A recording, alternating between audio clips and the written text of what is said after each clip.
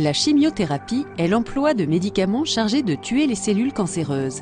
Ces médicaments anticancéreux sont généralement administrés par voie intraveineuse, IV, c'est-à-dire qu'ils sont administrés au goutte à goutte dans la circulation veineuse selon un rythme préétabli. Avec ce type de traitement, les veines sont soumises à rude épreuve avec parfois pour conséquence l'impossibilité de les solliciter de manière répétée ou à long terme. Une solution consiste à introduire un cathéter veineux central.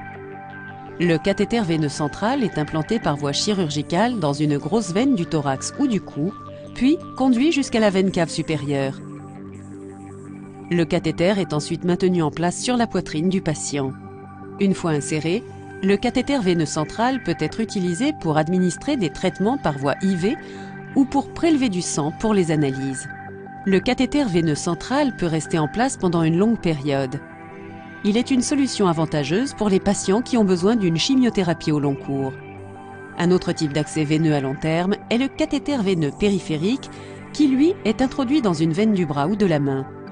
Comme pour le cathéter veineux central, il est conduit le long de veines de plus en plus larges jusqu'à la veine cave supérieure.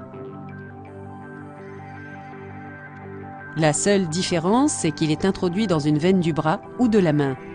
Comme pour le cathéter veineux central, il est conduit le long de veines de plus en plus larges jusqu'à la veine cave supérieure. Ces deux types de cathéters permettent un accès veineux à long terme et évitent les piqûres fréquentes. Grâce au cathéter veineux central, certains traitements peuvent même être administrés à domicile. Cependant, ces deux types d'accès veineux comportent un risque d'infection. Il est par conséquent essentiel de respecter des conditions de stérilité et d'hygiène maximale lors de leur utilisation.